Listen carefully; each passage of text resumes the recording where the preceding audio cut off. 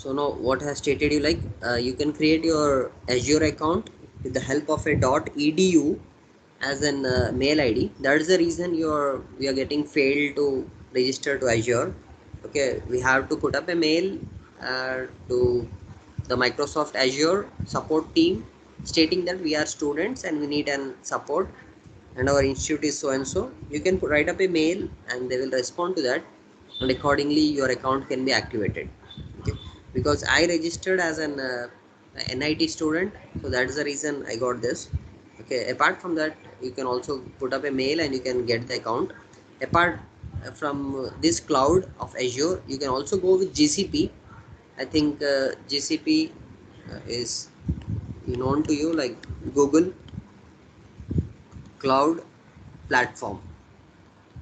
Okay, which is almost all similar to like Azure, or you can also go with AWS. Here also have a student support. Okay, here it also supports students to make some experiments. Okay, this is Amazon Web Services. Okay, this is all the cloud platforms that are available. Apart from that, we have Alibaba. Okay, this is also a cloud based platform, and many are there. Okay, but these are asked by most of the companies like Azure and so on.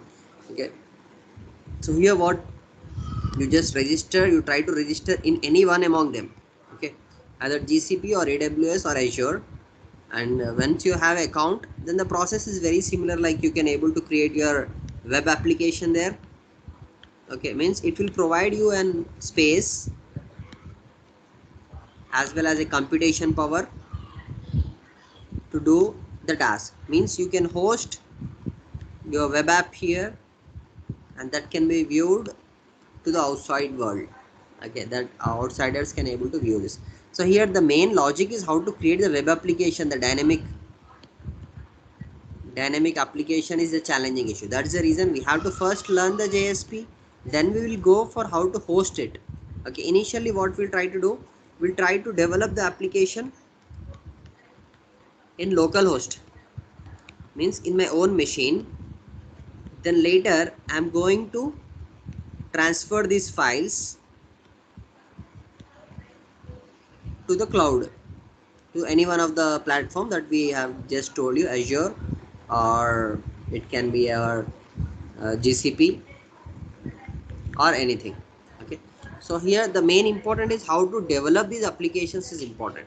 Okay, by following all the rules and regulations of building a website. Okay, many things are there, it's not so simple. You have to go with the concept called as security. Okay, so this is a main concern while creating any online applications. Okay, so slowly we'll learn the concerns, that how you can protect the data from outsiders and so on. Okay, so I hope this is very clear to you. So how to transfer the files? So you can transfer the files in many methods, like there are deployments method. We call this as deployment. In layman I'm talking like transfer, but generally in company we'll talk this like a deployment. So that referred to as a deployment phase. So once we create a service, so this is a service now. So what actually a cloud is actually meant to provide some services to us. Okay, they provide the services as called as pay as you go. This is a one policy called as an pay as you go policy. Okay, means how much the service you have been utilized, depending upon that they will charge you. So as we have a student account, so this is a free for some amount. Okay, so here this is an activity log. So here actually we'll get that how much amount is being spent and so on. Okay, so as this is a free services I'm using, so presently I think it is providing some $1,000 initially, or 14,500 some amount initially as a student account. So that account is you using. uh, if it is a company, then they will charge depending upon the number of hits on your website and how much the traffic bandwidth is there. Depending upon that they will charge. Okay, now most of the applications nowadays are running on the cloud. Okay, so if you see here the deployment, there is a category. So there is a deployment slots are there, so you can deploy as a team. into the slots. Okay, so actually this required a premium plan to do this slotting wise deployment. If you see this deployment center, then here we can actually upload the content with the help of FTP credential. So what is this FTPs? Like file transfer protocol is there, with the help of which the files will be transported to this. Okay, so how it is possible? If I click on this, then it provides me the FTP endpoint, that how I can able to connect. I can copy this. So this is my username and this is the password. So I'm not showing the password to you. So we'll have one FTP client that is supported in our machine. So once I open the FTP client, I have to enter the host name to which machine I want to connect. What is the username is? This is the username and this is the password. When I click on quick connect, then from my local machine I can able to transfer the files to the remote server now. Okay, so already this hosting start.html page is there, this app.jar file is there, which is executable file which is running when I'm opening this website. So how to open this website is like simple. You can go to the overview. There you can see that there is some name that has given to our website. Okay, this is a URL. Okay, so once I click on this URL, okay, so open in new tab. So you see that tractordata.azurewebsite.net. This is the default website that is been loading now. Okay, so as I am running an jar file, okay, that jar file is nothing but after making upon the whole application, I can dump this application as a jar file. So once I get this jar file, so there is a phase called the deploy phase.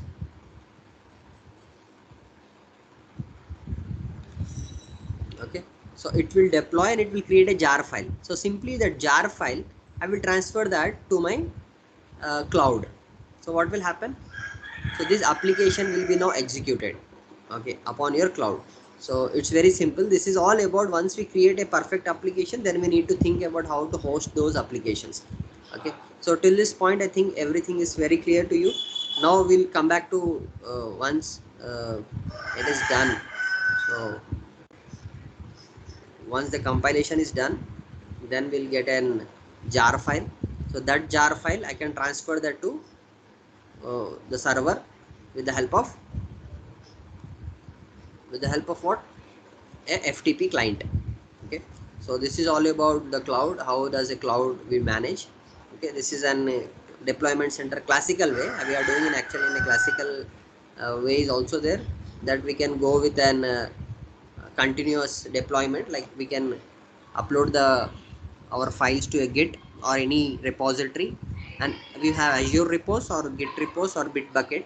So in any one of the repository we can upload our files, and from there we can have an versioning. So this is all about the method that follows in a companies, that we have a versions of release. Okay, so in what version the error is there, then they will revert back to the previous version and so on. So this all do maintain in a GitHub. So we do have private repos and as well as a public repos. So while creating a GitHub account, it will ask you for whether you want to make a private repo or a public repo. So public repo is like everyone can able to see those repositories. So that repo link you can provide over here. You can authorize to your GitHub, and by default whatever you uploaded to the GitHub will be synchronized with your cloud, and the client can able to see those repos directly from your cloud. Okay, this is another way of deployment. So I think so these are all the configuration settings related to that web application now. So what I can create some services like an APIs. Okay, I can go with an API management. I can create an API. So this API can help me for to fetch the data from the cloud and to retrieve the data. Means it is acting like a gateway, and we can write some gateways over here such that some third-party tools can able to communicate with my application. So this is all about the API management. Okay, so here actually our course is not about the cloud computing. We have to now learn that how to create your dynamic web applications. Then later on we can see that how to host those applications. Okay, so deployment runs is successfully and in place deployment at, it is placing that to one folder. So under a build, inside a web, it has been posted now. So I will go to the folder where it is there. Okay, so it is talking about inside C users, C OneDrive, documents, grocery store, under the build. Okay, so we are under grocery store. So here there is a build. In the build there is a web. Okay, so inside of a web it has been put up the files which are associated with this web. Okay, so these files, if I upload, then we can able to access the content in the cloud. So we'll see all these things, that how to generate a jar file. Okay, so how those jar files can be uploaded and so on. So we'll see once we complete the course. Okay, once we complete the JSP, the second unit, then we'll see about all these things. I hope it's now clear to you. So I just disconnecting from the server. I'm just closing those sessions. Now we'll come back to our real concept of called as an JSP. I hope application, how it will be hosted, everything is very clear to you. So you should get doubt that what I should do now. Okay, first of all, you have to install a NetBeans. Then if you don't want to install NetBeans, sir, I want to write in a notepad. It is also fine. You can write in a notepad the JSP file, and the extension should be .jsp. And what I have to do, I have to install an web container. Okay, which is also called as a web server. So in the previous class I told you that there are different web containers are there, like Tomcat, okay, then WebSphere, okay, and WebLogic, then Java web server. So these are all the categories of softwares, or we can also call as an web servers. So if I want my machine to behave like a server, then I should have a container.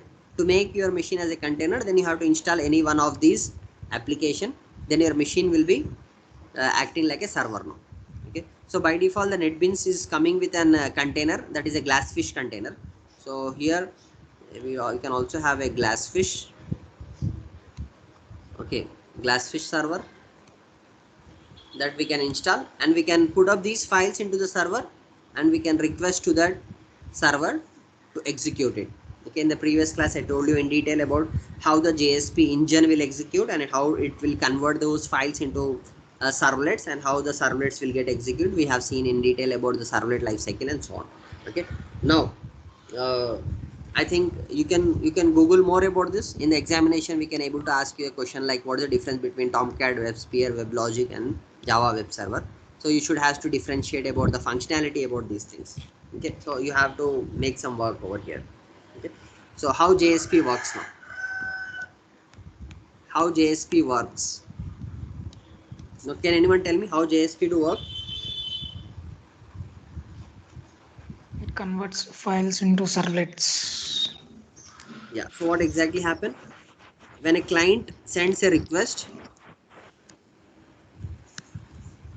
to the server? Okay, to a web server actually. We can call it as a web server for a JSP file. So I am asking for a JSP file called as a login.jsp, for example, okay, with the help of a URL. So it is followed by some URL.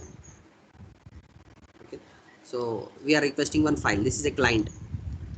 Okay, so the JSP server, sorry, the web server will try to identify that what the extension of the file is. So it is .jsp, and it will try to find out the resource. Okay, whether JSP is supported by the server or not, it will check it first of all. Okay, so if you do have a JSP engine, means that your web server is now supporting this file. Otherwise it will return a request that, okay, this file format is not supported, or a bad request, or because it can't be handled now. That is the reason. Means the server is not able to handle your request, so hence it will return you back as a response call as in some bad request and so on. Okay, so once the JSP engine is there, it means that it can execute. So the web server hand over the request to the special servlet. So in the previous class I told you that JSP engine can also be called as an special servlet. Okay, this checks whether the servlet corresponding to the JSP page exists or not. Okay, means it will check whether the corresponding servlet has been generated for the JSP page or not. Okay, so suppose if I am making login.jsp, then it will create a login servlet. Okay, so first of all it will check whether it is exist or not. If it is not exist, then what it will do? If it is not exist, It or will or see. it is a previous servlet code, then what it is try to do? It try to translate the JSP code into the what? Into the servlet code, HTML. not HTML. Okay, it will try to convert JSP code to servlet Servlet. code first of all. Okay, then it will compile this. Okay, this compile, then it will try to compile the servlet code, then it will generate a dot class file. In the previous class I told you. Okay, these dot class files will be loaded into the memory and it will create an instance. So we do have a memory. So this memory pool is like a primary memory. Okay, then this dot class file will be loaded here in, and an instance is created. Instance is nothing but now the current program is under execution now. Okay, then what this install will do, it will initialize the code with the help of a method called the JSP init method. Okay, which in turns go and call the init method of servlet. Okay, then this init method will invoke a method called as which method? Underscore JSP service method. Okay, this is actually a service method which is a kind of a servlet life cycle. Okay, so now so it will pass the init pass the to the service. So service will actually have a response object. Okay, and that response object will now try to interact with whom? To the client as a response. So this is all the steps that is behind of execution of this. So suppose if the servlet exists here, if the servlet not exist, this is the cycle. If the servlet exists, what will happen? Directly it will go to an instance. Okay, so the instance is already running. It will check that login instance is running or not. Yeah, it is running. So directly it will go to the init method. Okay, so it simply forward the request to the instance, and if the instance is not there, it will try to load the instance. Means because once the life cycle of this has been complete, because I told you that there is a life cycle over here, init, service and destroy. If the instance is not being used by any of the client, then this instance will get deleted from the memory. Because to free the memory from operating system, you can able to observe that how the memory management is done. Okay, so if I want to unused memory, I have to free the memory, is it? So if nothing, this is not being used for a long time, this instance is not being used for a long time, then I can delete this with the help of a destroy method. So this is a this is a life cycle of your JSP page also, that it will go to a destroy state. Okay, means the dot class file again has to be loaded into this. Okay, so this is the process of executing of what? A JSP page. So how the JSP page to work?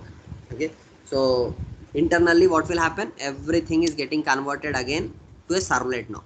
Okay, JSP page is getting into servlet page. Okay, as you don't have as we'll see that how exactly each tag will convert that into an appropriate servlet now. Okay, so servlet is nothing but it's again an Java file again. Okay, so whatever we wrote in the previous class, something like this. Okay, in the projects you can observe, like you created a login.jsp file. So now welcome to JSP page. So it is something, a tag. Okay, this tag is associated with, Sir, zoom in, sir. yeah, this tag is for JSP page. This is a JSP tag. Okay, JSP. Okay, so problem with this, so we'll see in the view editor.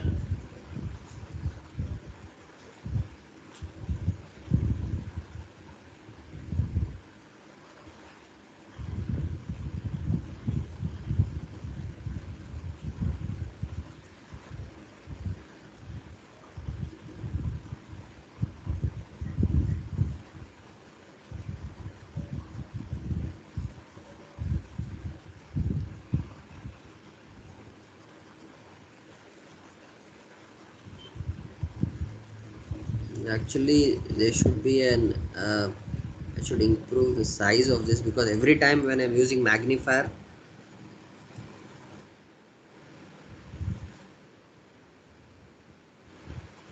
so magnifier,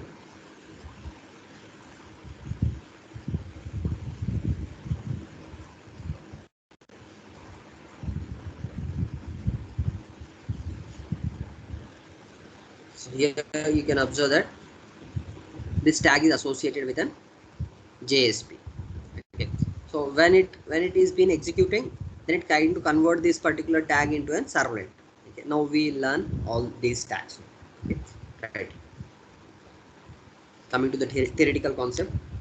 Okay, so how the translation to take place and how the comparison will take place, we'll see once we run some of the basic programs. Okay, so how what is the anatomy of a JSP page is? Anatomy of JSP page means JSP page consists of the tags that can be normal HTML tags plus JSP tags. Okay, so what will happen? Normally HTML tags, anyhow the JSP engine will ignore all these tags and it will only concentrate onto the tags which are just JSP tags. And whenever it encounters the JSP components, we can also call it as an tags as components. Okay, so so this is treated as a template. So template will not be touched by the JSP engine. Only the JSP tags which are referred to as components will be translated into the servlet. Okay, so we do have different components now, which can also be called as an components or constructs. Listen carefully. I'm using multiple terminologies for this. One is JSP constructs, or I can call it as an components. Okay, so there are three primary types of JSP constructs are there. First one is scripting. Second one is these are scripting elements. Okay, second one is directives, and third one is actions. Okay, listen carefully that there are categorized into three categories: scripting elements, directives, and actions. So what are these things? First one, scripting. Scripting elements. So here we will write a Java code inside of the scripting element. Java code inside of scripting element. Okay, second one is, so just try to make a note about this in your class notes. Directive. Okay, so this actually help us to control the overall structure. This help us to control overall structure and behavior of the generated servlet. Okay, we'll see what are all these things are. Third one is actions. So actions allows us to use existing components. So it can also control the behavior of JSP engine. So just try to remember that scripting elements means we'll write certain Java code inside of the scripting elements, like what we have done in the previous class. Like this is now a scripting element, okay, because we are writing some Java code. This is a Java code. New of date is a Java code, okay. So similarly you can write some Java logic over here. We'll see that how the scripting elements can be. So what are all the tags that do comes under the scripting elements, okay. Next one is directive. So this directive is actually to control the structure and behavior of generated servlet. Means the JSP will create a servlet, so directly if you want to work on the servlet, then you have to go with the directives, okay. Then actions means I have already created some components, I want to use the existing components, then I can go with the actions, okay. This is like an reusability, so it provides a mechanism of reusability, okay. so this provides a reusability concept. So again there are three kinds of scripting elements. So one, scripting elements are categorized into three types, okay. What are those three types are? One is scriptlets, declarations and expressions. I am telling you again and again and again that you have to remember this very carefully, that what are the constructs of JSP. So we use much of the thing, we use the scripting elements. In most of the cases we use the scripting elements to write the logic, okay. So first one is what? First one is what? Scriptlets. Scriptlet. I can write 1.1 now. Scriptlets. Scriptlets allows us to insert the Java server relevant APIs, okay. Java server relevant APIs I can use inside a scriptlet, okay. Don't confuse with the terminology, I will anyhow explain you. So Java server relevant APIs I can insert in an HTML page, okay.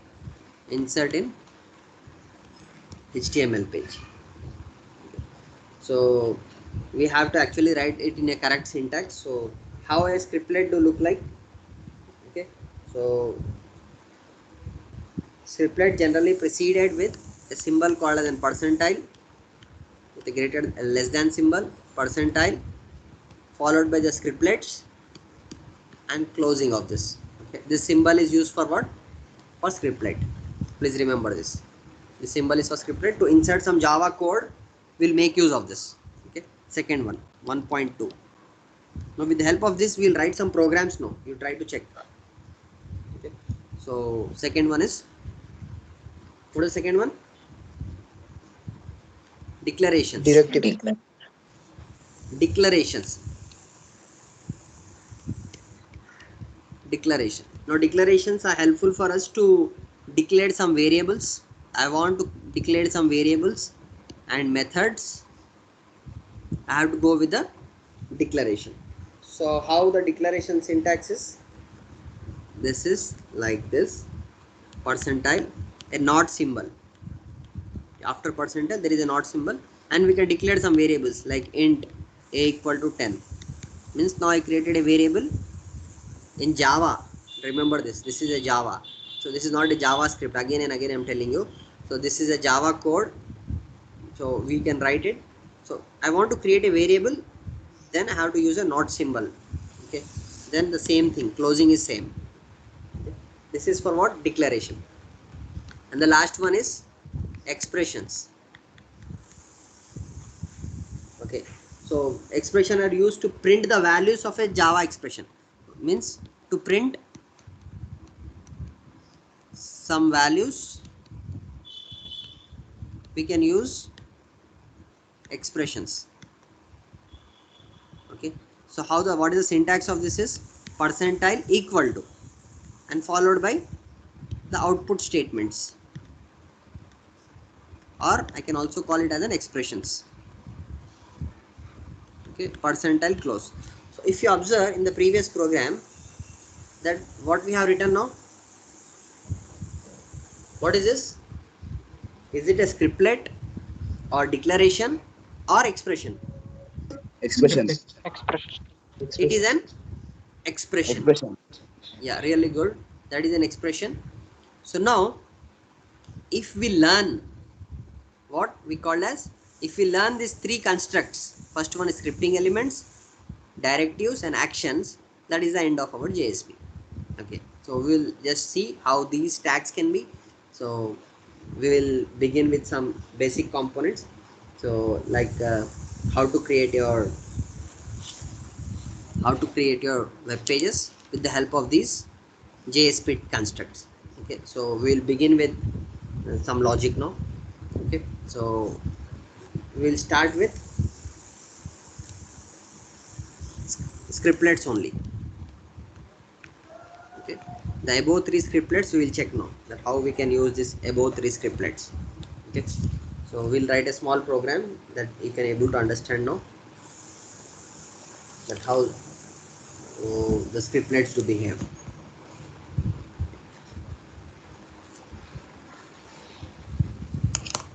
So there is a inbuilt object called as an out object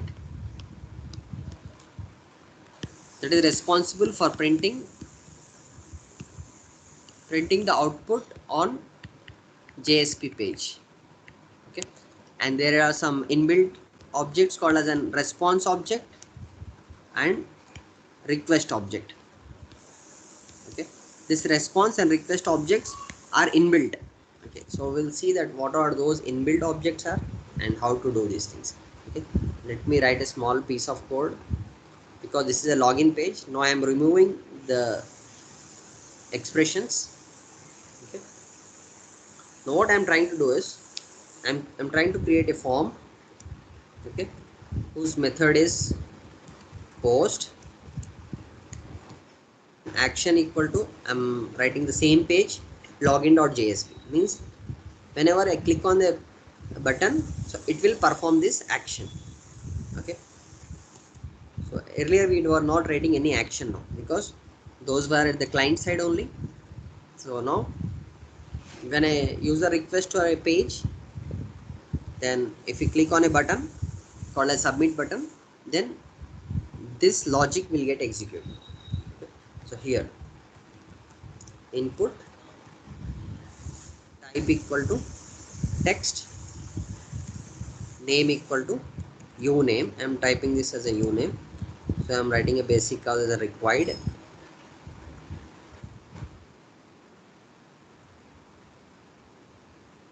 Input type equal to password. I am writing it a name like an pass. Again I am writing it as a read on required. So which button I required of now to submit the data? Which type of button? Submit button. Submit button. Okay, so whose value is like login. This is a very basic form now. Okay, so once the form is ready,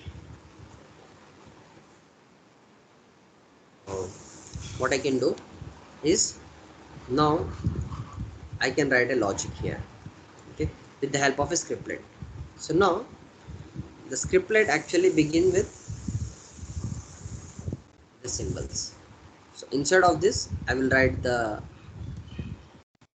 like out dot println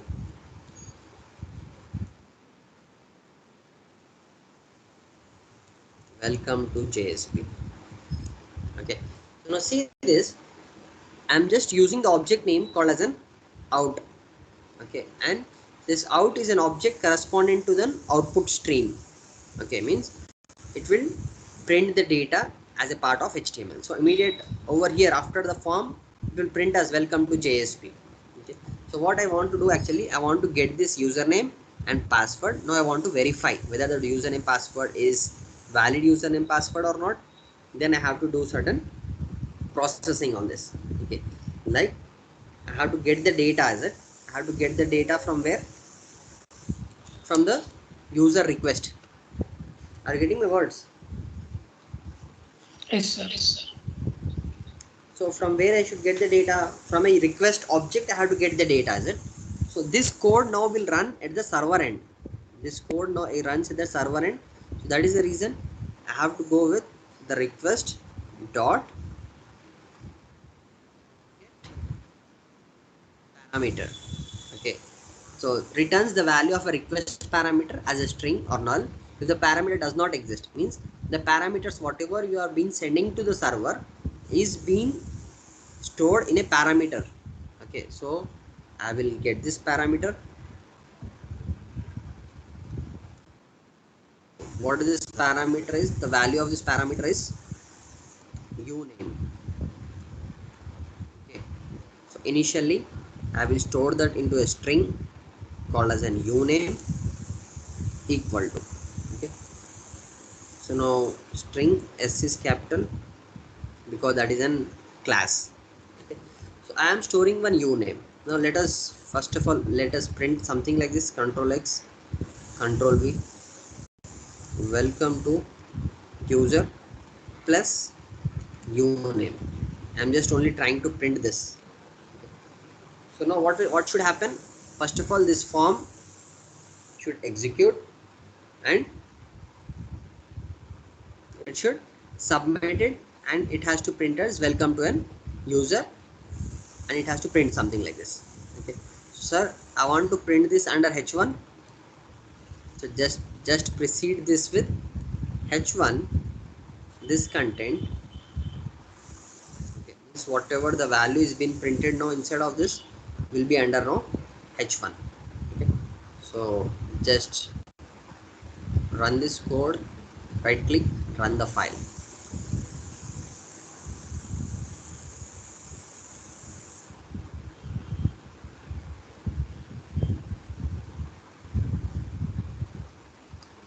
So see, welcome to user null. Can anyone tell me why it is getting null for me now? You didn't enter any value. What happened in initial state is when the request is being sent to the server with a page called the login.jsp, initial state the values of these are null now. Okay, both the values are null. So first of all I have to first check whether if I will to check that if uname is not equal to null, then print this message. Are you getting my word? Not equal to null, then what I have to do? I have to print something this. Okay, so if I reload, do I get a message now? No, sir. No.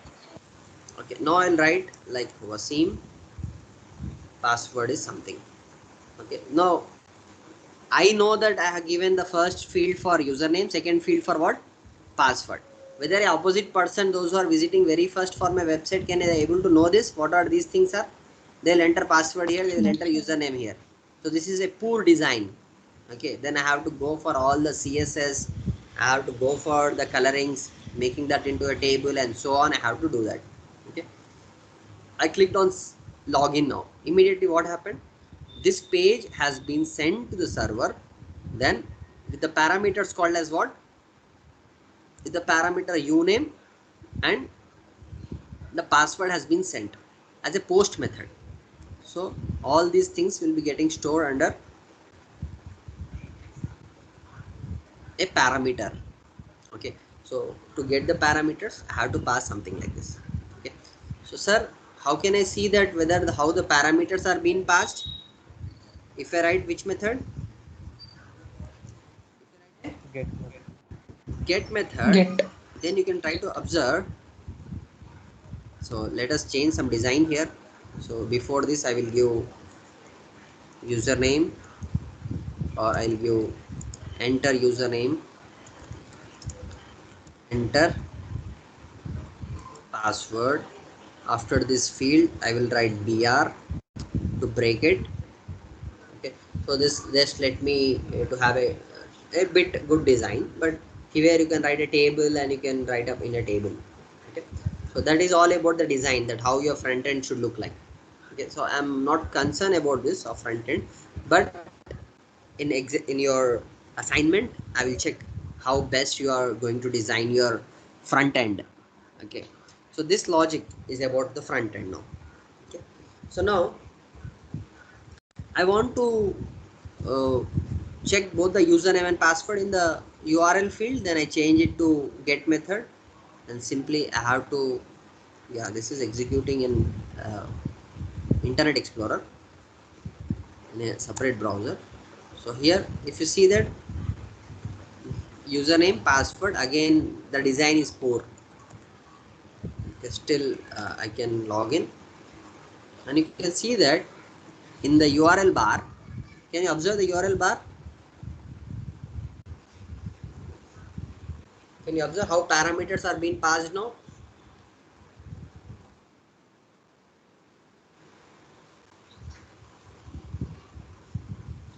Can you able to observe or not? Yes, Yes, yes, sir. sir. Name value pair. How does it passing the parameters? One is like a name and Name value pair now. value. Name and value pair. So corresponding uname, I am searching in the parameter list now.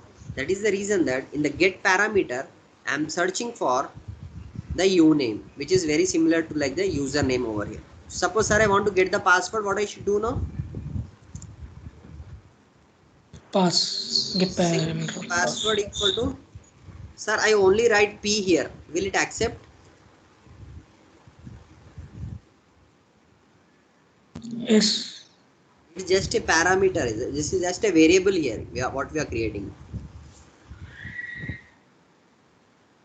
But you told for creating variables you have to go with declaration. Now you are writing that in a scriptlet. How it is possible, sir? I will let you the scope of this. There is a scope. Okay, if we define this over here, this can't be visible out of this particular scope. Now there is a scope. Okay, this scope lies inside a service method, which we'll see later that how exactly the things are. Okay, so that immediately you have to ask me the doubt, sir, why you are declaring variables here? You told that the variables can be declared where? In declaration.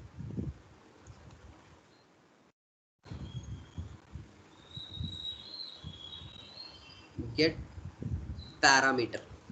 Okay, so I got both the username and what? Password. So I have to check both the things like and pass is not equal to null. Then I have to, here it is pass for example. Okay, then I have to display the username. Okay. Suppose I want to verify if uname is equal to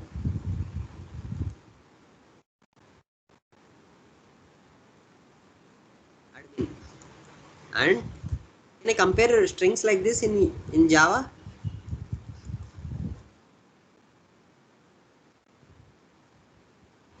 Can I compare? Yes, sir. Yes, sir. Are you sure? Okay, we will see. Okay, suppose if I want to print something like this, like username,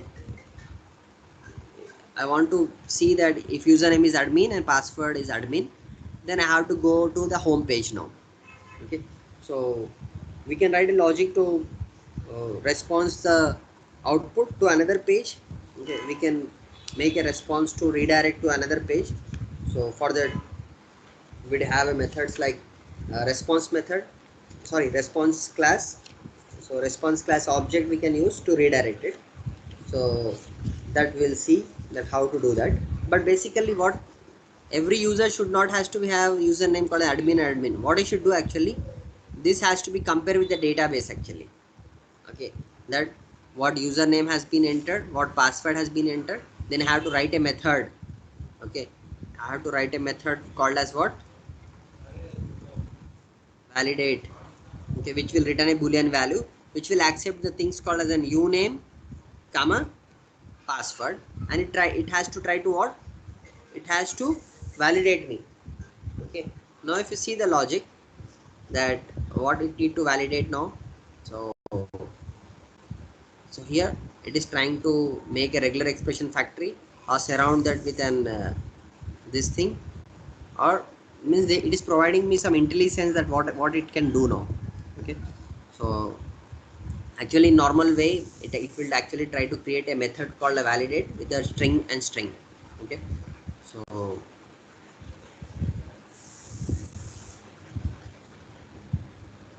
that we'll see in the upcoming classes, that how we can compare these values with the database.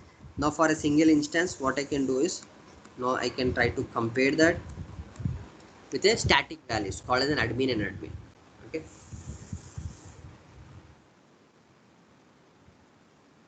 response dot, we'll see this, that how the response object methods are there. Okay, what are different options that are available with response. Okay, but basically we'll just print it with the help of an out dot println what login successful. Okay, so now see, try to observe that I have preceded this with an h1, so everything under this will be now proceeding with what, will be proceeding with what, H1. will be H1. proceeding with the h1 whatever statements you are printing now. Okay, now we'll see that, sir, I don't want these statements to be in an h1, then what I should do. Okay, so I can do a conditional processing for it. Okay, login or invalid credentials,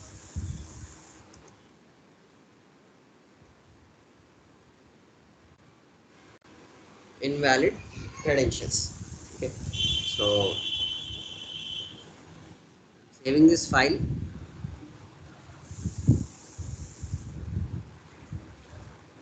So we'll see a whole grocery application now in your, in this whole JSP. Okay, and we'll try to learn JSP with the hands-on experience only. So now if we have to refresh this page to make the changes, so now see, it is passing now the values of this, so I'll just remove this and hit enter. Invalid credentials initially, why, because it is going to the else part. So sir, I don't want this to be displayed at first, then what I should do, I have to write this under all these things.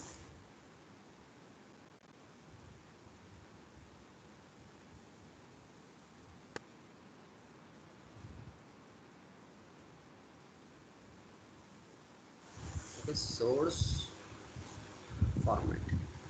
Okay, so now see, it automatically formats the output for me. Okay, so these are all the options available with your IDE, that it has done an auto formatting for me. Okay, so this is actually the correct way of writing the code, that if it is there, if it is not null, then I have to go with this. Okay, so I'll quickly execute this. So simply I'm saving this file, I'm not again clicking on run file. Try to understand this, because the JSP engine is responsible for making the changes into that.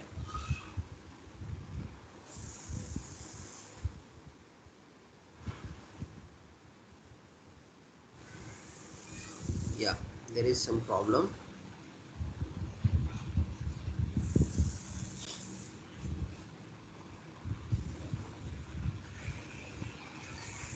Server encounter an internal error that prevents the fulfilling the request, so which is some, finally, and try catch block has to be added. So it is asking for me to insert and try and catch block over here. Okay, so actually this, without of this, actually we have to go with the try and catch block, and it is not properly closed. If you see carefully, I'm opening the bracket over here. So now if you see this, so that was a error. So when it has an error, it is not throwing an error. I will tell you why the is not throwing an error over here. Okay, until we are running the code, because in the compilation phase, okay, there it tries to find out the errors in your JSP page. That is only the drawback with this. okay, that we have to carefully write our own code. So I will click on, so here I will make the method as post method. Why? Because the data should not be viewable for us if I'm writing in code. Okay, so if I write admin in small letters and click on login, welcome to user admin invalid credential. Okay, so because both are not null, it is displaying this message, but it's going for the else part called the invalid credentials. So now here, if I type admin in capital letter, then if you see that,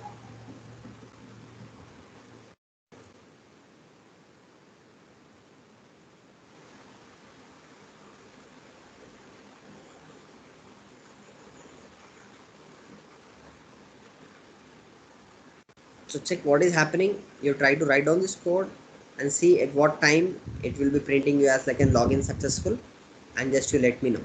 Okay, so I hope this is clear to you that what I have done. Suppose sir, I want to write a JSP page for finding of a factorial of a number, then what I have to do, I have to simply go to the project, in the web pages, right click, new JSP, and here give it like an factorial and click on finish. Now see this, like where I have to give the form, because the form is mandatory now. Because why form is mandatory? Because I have to To send the data, value and to the server now. That is the reason that is necessary. Suppose sir, I am leaving this as a blank, anyhow it will go for an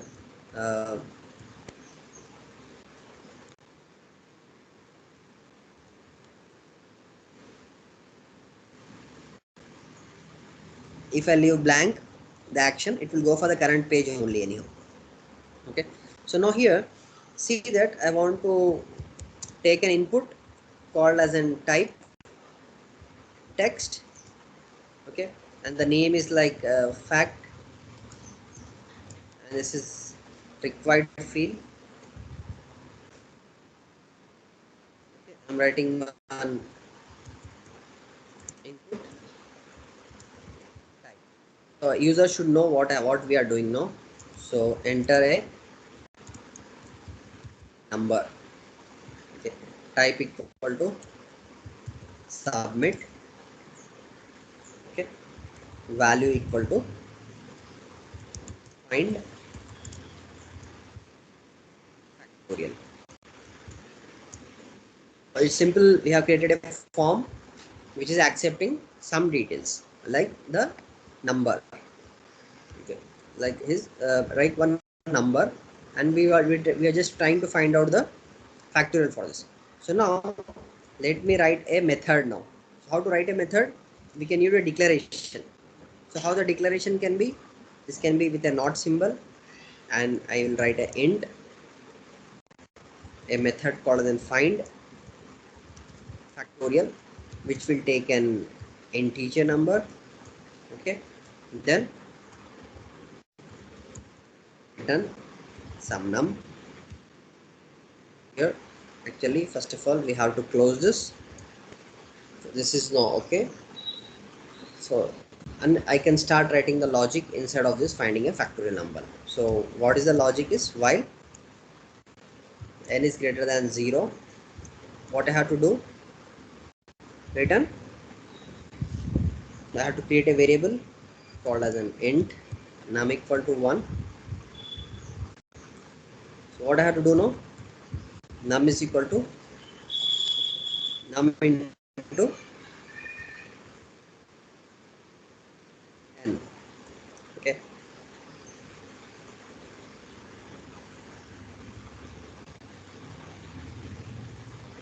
what is the factorial of a number is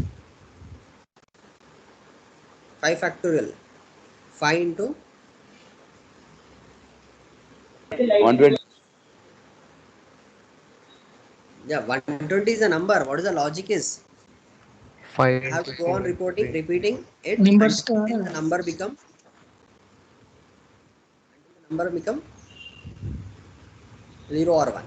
Okay, so n is greater than of 0, then num equal to num into n, return of num. So this will find a factorial for me, this logic. Now this is under declaration. So declaration is used to create a method. A method is now created. Now I can write a scriptlet to call this method. Okay, so what the scriptlet I can write now? Please try to understand what I am doing now. Here I write a declaration for declaring the method, and I am trying to write a first what I have to do, I have to accept the request. Okay, that is like one number and equal to request dot get Get parameter. parameter. What was the parameter name I have given here? Fact. Num. Fact. Yeah, that I have to provide here as a string. Okay, so now get parameter is the method to get the parameter from the HTML page. Then I can write a logic here. So when I can write a logic, when n is not equal to none, first of all I have to check if n is not equal to null, otherwise what will happen?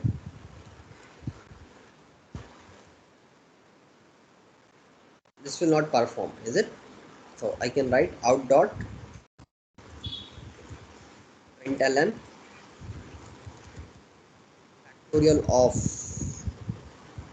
factorial of whom?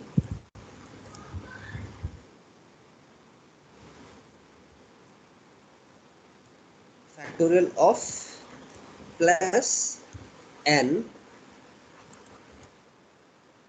is what? Plus, Find factorial of I will call it n. as find factorial of which value? N.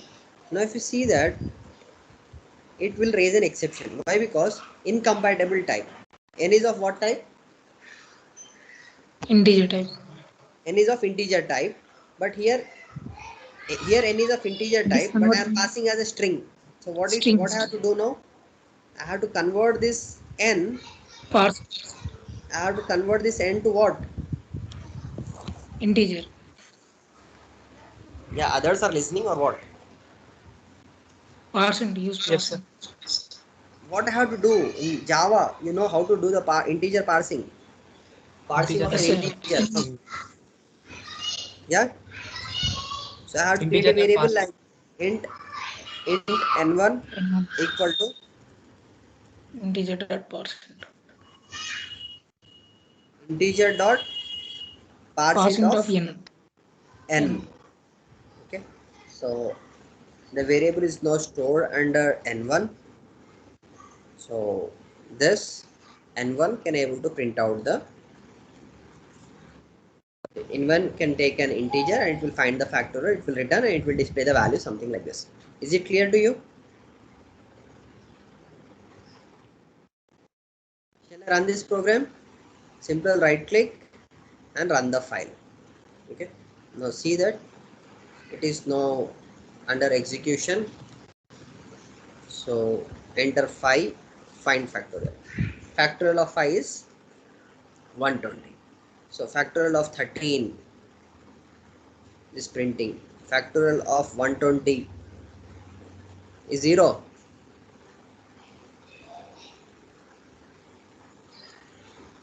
No, sir. What happened now? Integer value is not compatible stored that much size of values. Exceeds the size. That's a very simple thing. Like it's 4 bytes or 8 bytes in Java. Integer is 4 bytes. 4. so the 4 bytes are not sufficient to store what? That number, 120 value. the generated value of factorial.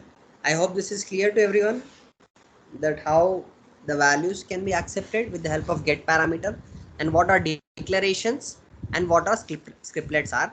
We'll write some conditional statements over here. In this one I was just trying to say you that you can able to,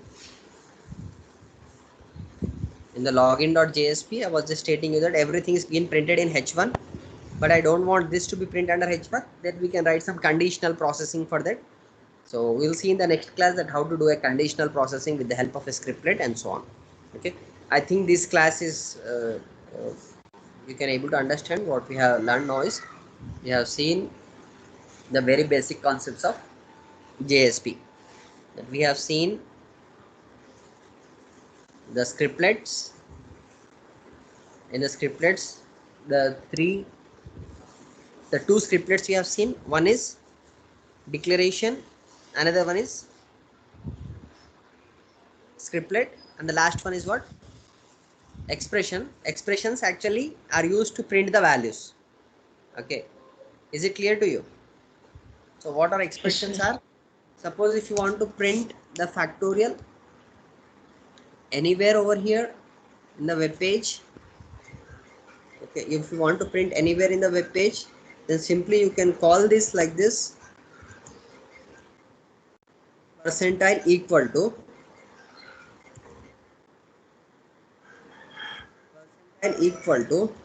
and you can write any method. Okay, now if you see that n1, now you see that n1, the scope of this n1 is not there because the scope is relying only upon this if condition. That is the reason it is not out of the scope. Suppose if I remove this n1 over here, if I write it like this, int n1,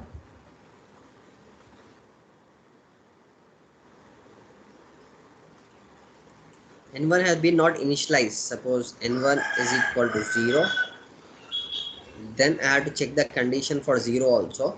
Like for that reason I have to check whether if n is equal to 0, then what is the 0 factorial is?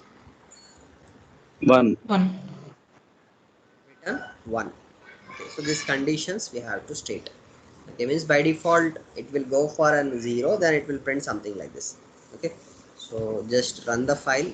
Every time don't click on the run file, you can simply go with this changes. Okay, so if I write 1, so 1 0, why it is writing it as an 2 times, why it is printing it as a 2 times here? 8624537608 actually this is from expression. If you understand this, this is from where? This output is from, this is a normal HTML, so I can write this. This is from expression. So I just comment out this. Now I can try to understand this here. Like if I write 5, this is from expression like 120. Okay, so please try to understand that you can combine both the HTML and the JSP tags together to get the results. Okay, so it's a mixture of both the HTML tags and as well as the which tags? JSP tags. JSP. JSP tags. So try to learn some more things like what the more JSP tags are there. Okay, so already I told you 3 tags, that is scriptlets